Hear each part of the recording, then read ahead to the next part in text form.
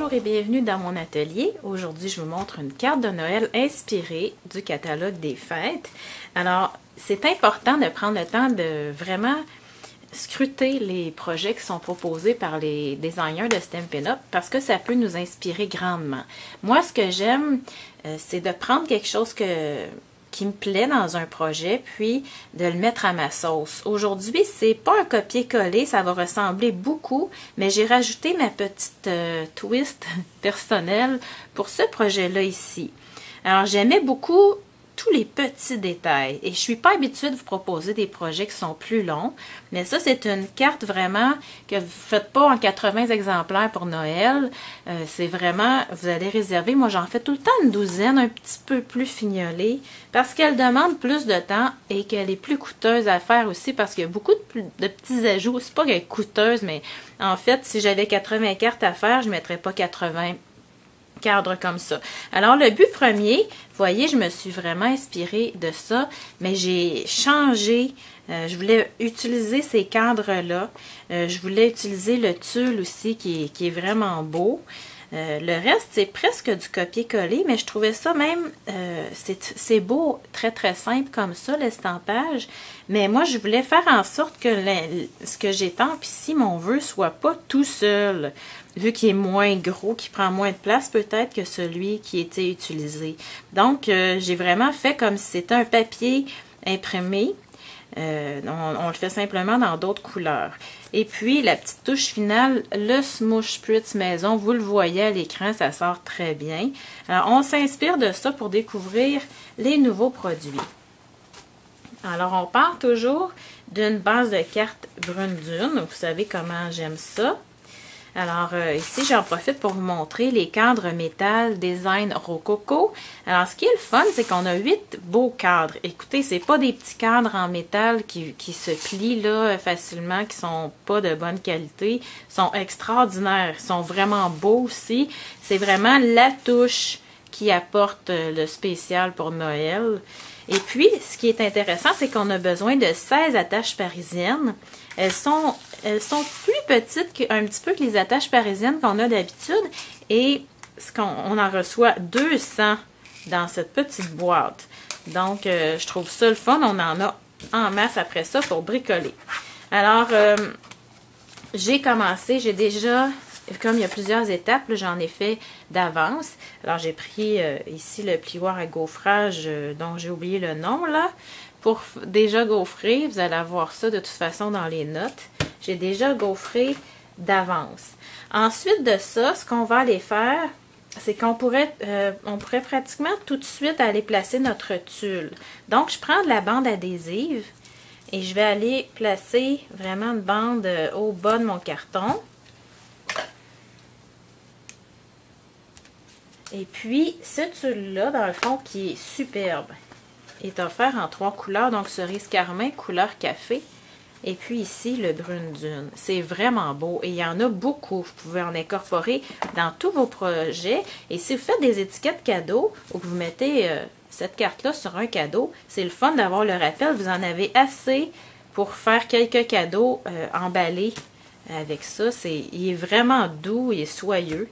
Alors, ce que je fais ici, je vais prendre à peu près le double en longueur de ce que j'ai à couvrir. À peu près, hop, on y va à l'œil. OK. Et puis, c'est rare que je commence par une étape comme ça au début. Ça me tentait. C'est le contraire de ce que j'ai fait quand je l'ai fait dans mon atelier. Alors, on va se placer. Moi, j'aime bien commencer en pliant un petit peu pour que ce qu'on voit, ça va être une belle finition au coin. Vous comprenez que je ne commence pas avec le bout de mon tulle, je commence avec il est plié, ça fait plus joli. Et le reste, ben écoutez, là j'en ai laissé dépasser un petit peu plus long. J'aurais pu le couper en deux, hein, puis faire 2 cartes avec. C'est juste que là, le temps me presse. Je fais simplement plier, froncer. Je m'arrange pour que ça soit pas nécessairement égal. Je trouve ça joli. Et je replie pour finir, avoir ma belle finition au bout ici. Si je trouve que j'ai des plis pas égaux, ça se décolle très bien et ça se recolle ensuite. Donc, vous voyez, j'aurais pu faire facilement 2 cartes Je pourrais même aussi dire, je veux plus d'épaisseur. Je vais l'envoyer comme ça en le collant. Ça serait pas laid du tout. Donc, ici, je l'avais coupé droit. On va essayer celui-là de le laisser tel quel pour voir ce que ça donne. OK? Donc, je vais prendre ma base de carte que j'avais oublié de sortir. Le papier Brune Dune, c'est mon préféré. C'est celui que j'utilise le plus. Donc, je l'achète toujours en paquet couleur unique. On va faire notre base de carte. Pardon, j'avais oublié cette petite étape. OK, habituellement, je ferai ma rainure avec mon coupe-papier, mon plioir ou mon Simpliscord. OK. Alors, on a déjà ça pour notre carte ici. On peut le replier. Qui va s'en venir comme ça. Vous savez, j'ai décidé de prendre de l'avance, hein, mais j'ai pas bien fait parce que fallait que j'aille mon petit ruban qui passe avant. Et là, j'ai pas pensé. On va l'enlever. Ça va se recoller comme un charme de toute façon. Ici, j'ai du ruban en coton que je souhaitais vraiment utiliser parce que je trouve qu'il apporte une belle finition. Ça apporte de la texture à part ça. J'aurais pas été obligée de le prendre aussi grand parce qu'en arrière, ça ne paraît pas, hein, n'est-ce pas? Je suis peut-être pas assez réveillée pour bricoler finalement ce matin. Un petit peu de snail, on va tenir ça comme il faut. OK. On s'arrange pour que ça soit vraiment centré. Et puis, la ficelle à rôtir bicolore. J'adore cette ficelle-là. J'ai toutes les couleurs. C'est pas dispendieux. Ça rajoute vraiment la belle petite touche. Là, je me laisse un espace en haut ici. Je vais venir tourner 2 ou 3 fois. Et je vais faire mon nœud au haut. Je vais pouvoir jouer après.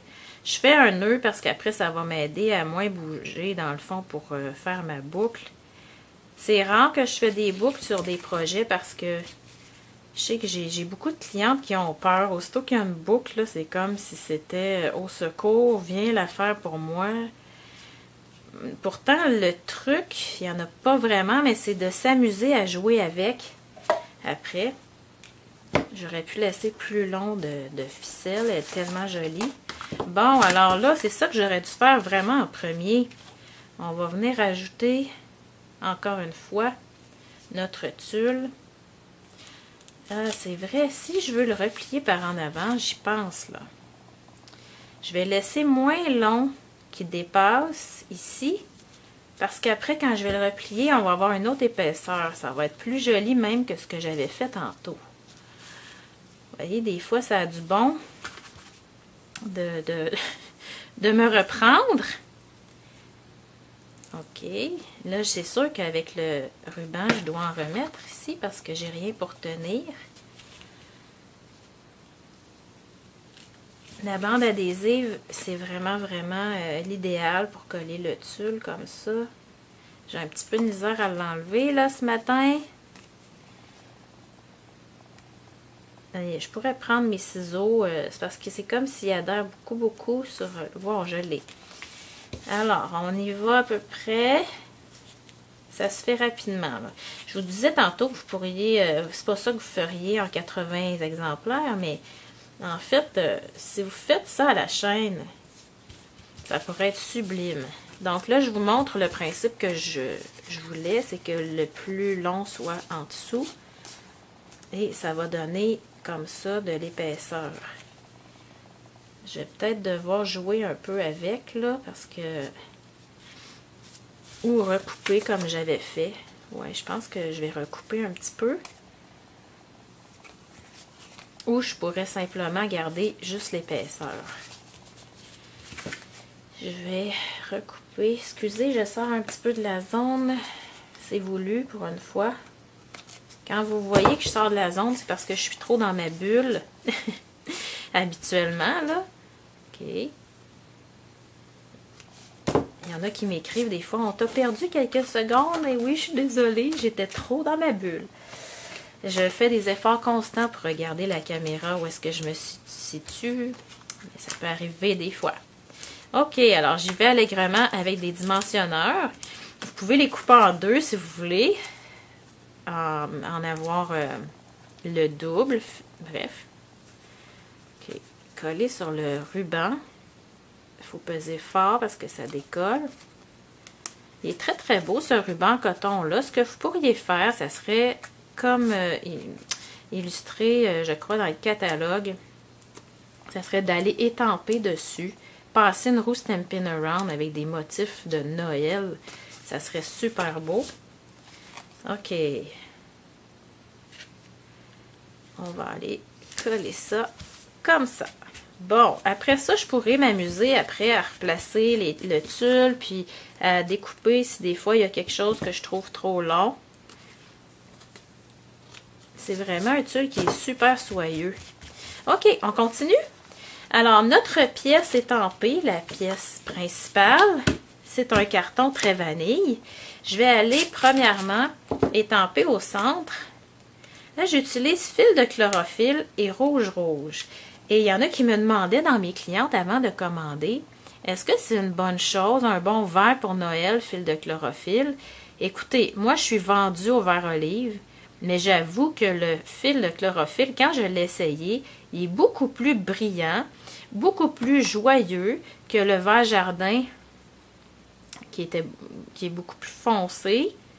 Moi, je trouve que ça fait un dynamisme super intéressant et d'ailleurs, je l'ai utilisé plus que le vert olive dans mes compositions, ce qui est assez exceptionnel dans mon cas. Alors, je viens me mettre pas mal au centre. Et là, je vais nettoyer mon étampe. Et je vais vous approcher un petit peu.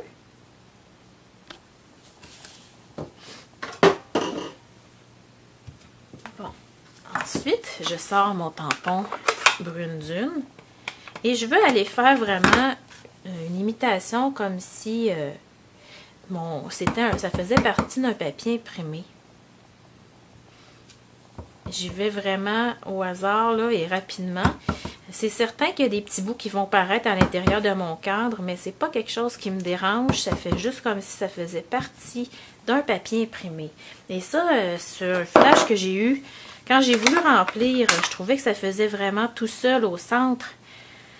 Alors, c'est important de s'adapter au fur et à mesure. OK. Alors, ma pièce maîtresse est déjà faite. Et là, je vous montre un petit truc que j'aurais pu utiliser d'ailleurs en étampant. Un truc qui vient de Stampin' Up. Le nouveau tapis Stampin' Pierce qui est plus gros. On nous donnait comme conseil de perforer, s'en servir pour perforer avec l'outil perçant comme on fait toujours d'un côté. Et l'autre côté, de le garder pour étamper. Quand on étampe, ça fait vraiment une surface. Il est quand même rigide, mais ça a l'air que celles qui l'ont essayé trouvent que ça étampe vraiment mieux. Donc, je me suis dit qu'avec le côté avec le logo, je vais m'en servir pour étamper et l'autre côté pour aller perforer, tout simplement. Alors, je prends un cadre et comme je vous disais, là, ils sont hyper rigides. Là. Je ne peux pas le plier à moins vraiment d'y aller très très fort et de vouloir le casser. Mais comparativement à d'autres qu'on achète sur le marché, qu'on a l'impression qu'ils vont casser en deux, c'est agréable à utiliser. Et ça apporte beaucoup de qualité à notre projet. Là, c'est sûr qu'il faut que je décale un petit peu. J'étais pas parfaitement au centre, mais un coup que le projet va être fait, ça paraîtra plus. C'est pas là que notre attention va être portée nécessairement. Et les attaches parisiennes sont plus petites. Si, comme moi, vous vous êtes porté à trembler, vous allez trouver que il faut viser à la bonne place. J'aurais pu aussi, un petit ajout si ça vous tente, ça serait très joli si on allait ancrer le tour en Brune Dune. OK, ici, il y a quelque chose que je n'ai pas fait, que j'avais fait sur mon échantillon principal. Vous voyez la différence au haut ici? J'ai utilisé touche finale, qui est un Edgelitz. Donc ici, pour aller faire un beau petit zigzag, très utilisé dans toute l'année, mais aussi à Noël, les zigzags, c'est le fun. Et là, ce qu'on va utiliser, c'est l'autre ici. Pour aller faire la petite bande rouge. Et là, donc, vous remarquez que je ne l'ai pas fait sur celui-là, mais il a été fait sur mon échantillon principal.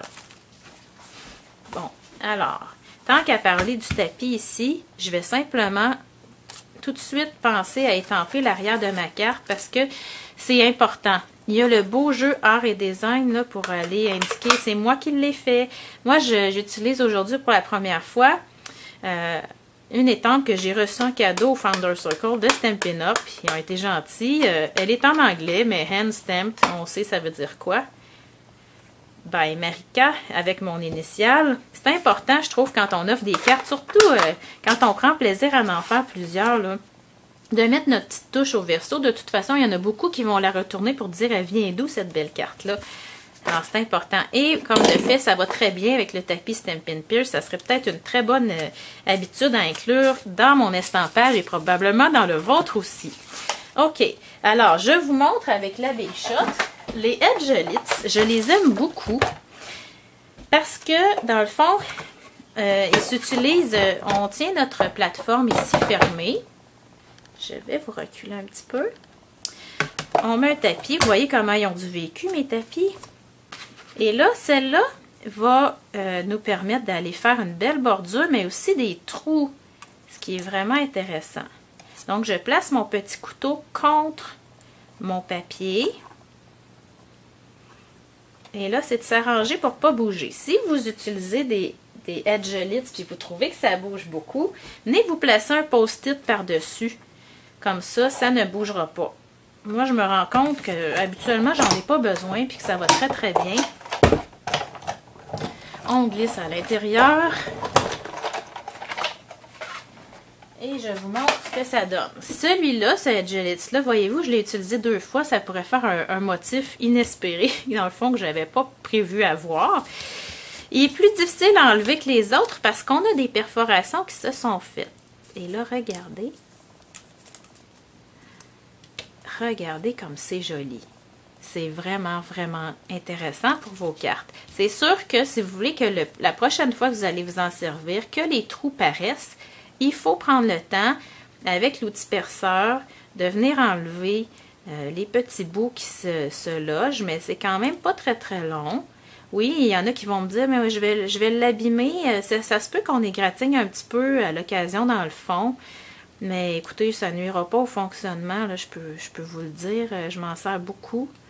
Alors, c'est de prendre le temps de le faire, ça va vous prendre peut-être 20 secondes après l'avoir utilisé.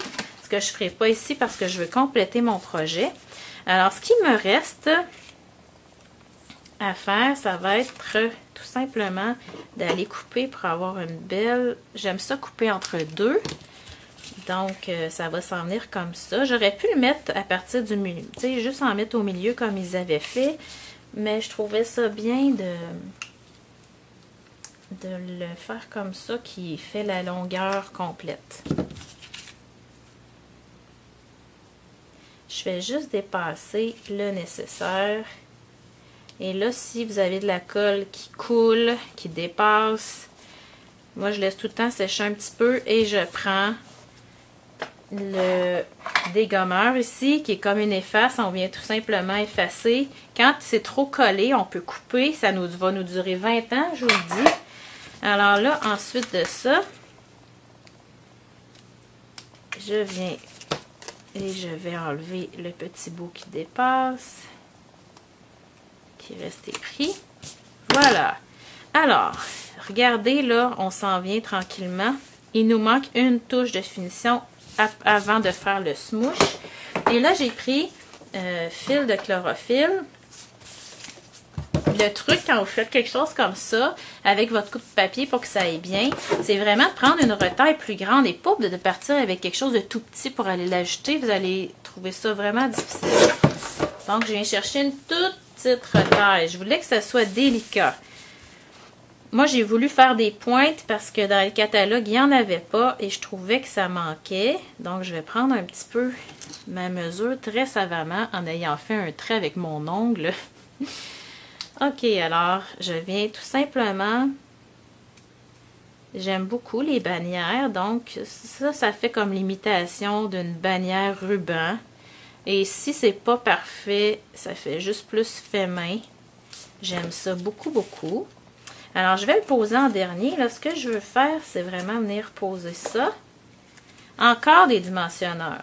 Donc, c'est une carte qui est vraiment intéressante. Si vous arrivez pour la poster, je ne sais pas si ça va passer avec le cadre et tout, ça devrait. Mais si vous mettez des rubans plus gros, plus épais que ce que j'ai choisi, par exemple, ou des boutons, comme j'avais eu l'idée de rajouter un bouton dessus, celle-là, je vais lui en mettre, l'autre n'en avait pas. Là, ça passerait peut-être pas. OK. Alors, je vais me faire une toute petite ligne. Je veux pas que ça soit collé à ma base de carte. J'ai quand même assez d'épaisseur, ça serait pas joli. Ça fait beau que ça soit en dimension comme ça. Vous allez le voir si vous le faites chez vous. Et ce qui aurait été le fun, c'est que j'en avais pas malheureusement. J'ai oublié de les commander. Ici, là, les passes-rubans qu'ils ont mis. Là, regardez si c'est beau.